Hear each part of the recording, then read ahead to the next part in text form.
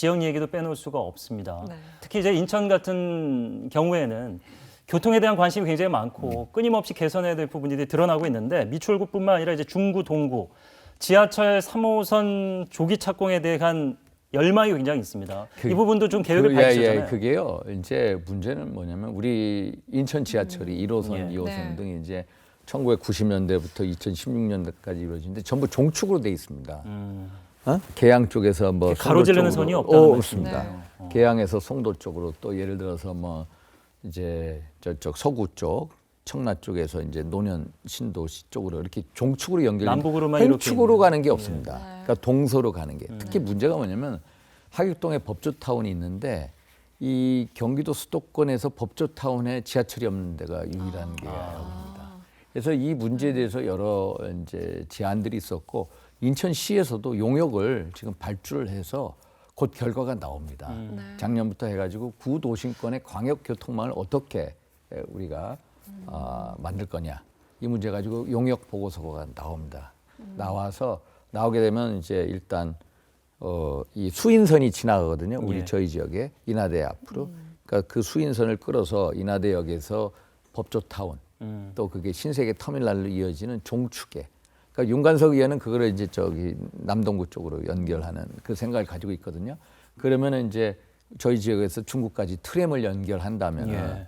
트램이라도 이게 이제 종축의 광역교통망이 그렇군요. 형성될 수 있는 계기가 네. 된다. 이겁니다. 그래서 일단 이런 지하철 이런 것은 일단 광역 단체장이 이제 짜고 또 국토교통부에 제안을 하게 되거든요. 그런 거에 대해서 이제는 뭐 시장님이나 저희 같은 국회의원분들이나 다 같은 공감대를 형성하고 있다 이런 말씀을 드립니다. 네, 경제 먼저, 일자리 먼저 이런 캐치프레이즈 가지고 계시잖아요. 예. 그래서 하객 유수지 매립해서 하객 ICT 밸리를 조성하겠다고 그런 계획을 밝히셨었는데 좀 의원님이 생각하시는 좋은 일자리란 어떤 것일까요? 그러니까 이게 저희 지역에는 일자리 창출 메커니즘이 없습니다. 아. 우리 미추홀구는. 그래서 야 젊은 사람들 위한 일자리 창출할 수 있는 방법이 뭐나 보니까 저희 지역에 이제 그 저희 지역하고 중구하고 접경 지역인데 이제 주소 행정구역 저희 지역으로 들어옵니다. 네. 거기에 객골 유수지, 아. 또 하객 유수지가 있거든요. 그게 한 12만 평 됩니다. 그래서 객골 유수지 이제 매립을 시작했고요. 그래서 거기를 전체 매립을 시키고 대체 유수지를 만듭니다. 네. 거기를 매립을 하면은 정말로 최고의 단지가 된다. ICT 네. 단지, 물류 단지를 만들면 최고다라는 거. 왜냐면은 그 지역이 육해공으로 다 뚫려 있습니다. 네. 육지로 뭐 예를 들어 제2 뭐 경인고속도로, 제2, 제3 경인고속도로 가죠. 수도권 외곽도로 가죠.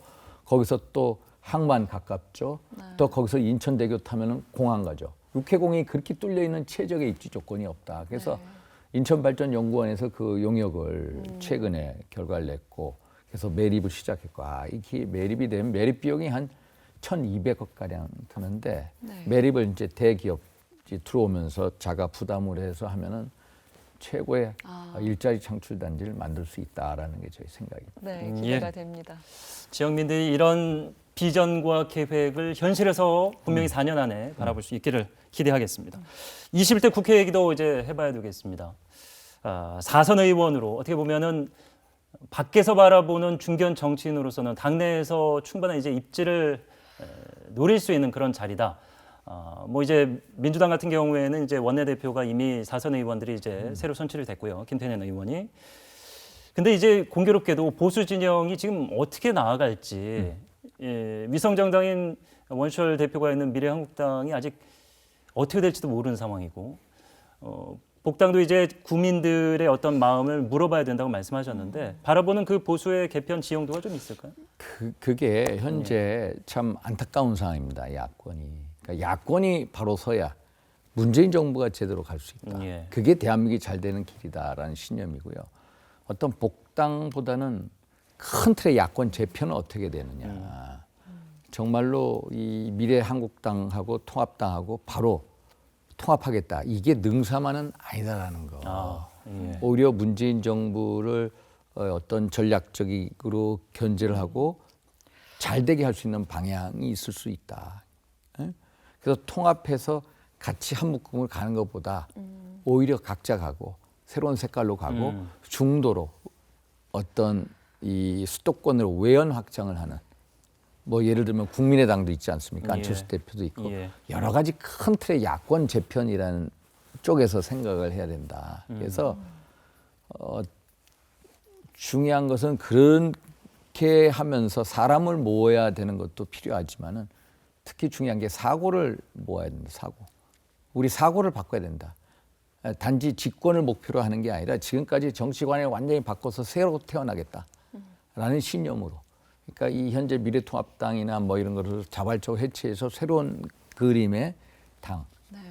그러면서 중도로 합리적 진보층까지 껴안을 수 있는 지역과 이념과 세대를 뛰어넘는 예. 그런 캐치올 파티를 지향해야 되지 않나. 네. 어? 이런 큰 그림이 나와야 되지 않나 이런 생각을 네. 어느 정도 그 가능성을 저는 그 5.18 민주화 운동 이제 기념식 날 좀 봤다 보여지는데 사실 대표의 어떤 성향에 따라서 과거에 뭐 이물면 행진곡까지 따라 부르지는 않더라도 그 뭐 유족들에게 조금 심심한 위로를 전한다거나 잘못된 과거에 대해서 반성하는 부분은 분명히 반성하는 그럼요. 그런 모습들이 이번에는 좀 보여줬잖아요. 이번에 보여줬죠. 보수가 그런 가능성을 보여준 거네요. 예, 예.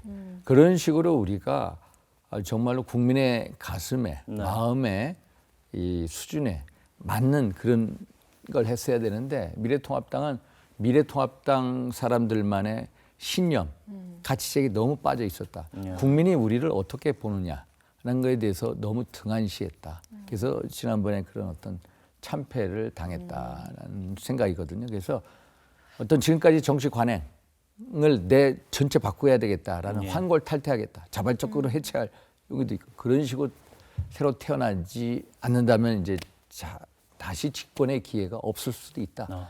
이런 어떤 이 위기감을, 절박함, 예, 위기감이 있어야 된다 이 말씀입니다. 네, 무소속으로 출마하시기 전에 벌써 반성을 굉장히 많이 하신 것 예, 같습니다. 했어요.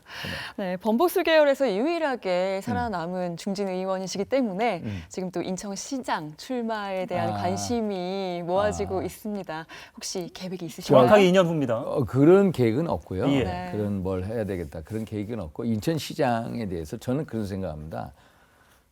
일단 이 시장의 개념이 바뀌어야 된다. 인천은 개방적인 도시고 또 국제적인 도시고 또 그렇죠. 다양성의 도시입니다. 예. 그래서 어떤 정치인 출신의 시장이 필요한 게 아니라 이제는 비즈니스를 아는 예. 글로벌한 사람, 글로벌 비즈니스 역량 있는 사람이 시장으로 필요하지 않나 이런 생각을 합니다. 네. 우리 인천이 이제 조만간 이제 대한민국 2대 도시로 떠오릅니다. 조만간 2대 도시를 떠오르면 옛날에 노무현 대통령께서는 인천을 뉴욕 같은 도시로 만들어요. 뉴욕 같은 도시. 그럼 뉴욕 같은 도시의 시장이 누굽니까? 블룸버그가 시장하지 않습니까? 예. 그러면 우리 인천 시장도 좀 글로벌 마인드, 비즈니스 역량을 가진 사람이 정치인이 필요하지 아니더라도 않나. 예. 그러니까 인천 시장의 그 테두리를 크게 하자. 예. 오히려 글로벌 비즈니스 역량을 가진 사람이 오히려 더 최고의 인천 시장 감이다. 그러면은 예를 들어서 뉴욕의 월스트리트에 가서 인천에 대한 투자 환경을 설명할 수 있고 상해나 홍콩 고베를 넘나들면서 인천을 세일즈했는 사람. 예? 예를 들어서 황해 이제 서해 앞바다에다 탁 배를 띄워놓고 상해 시장, 고베 시장 해가지고 탁 지금은 국가라는 게 아니라 시 개념으로 서로 소통하거든요. 예.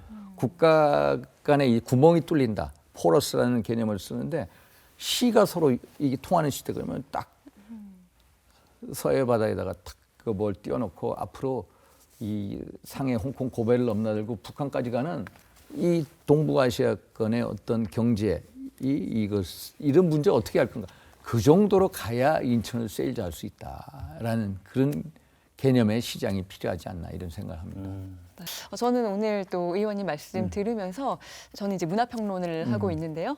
뭐한 특정한 한 영화가 떠올랐다기보다는 클린트 이스트우드라는 그 아주 유명한 서부 영화의 아이콘. 네, 그리고 이제 영화 배우이자 또 감독인 영화인이 떠올랐는데요. 정말 그래요? 너무나 좀 훌륭한 보수적인 정치적인 성향을 가진 그런 영화인으로 알려져 있습니다. 영화를 봐도 너무나 좋고 누가 봐도 좋은 영화를 만들고 있는데 뭐 그런 또 정치인으로 남아주셨으면 하는 그런 바람이 듭니다.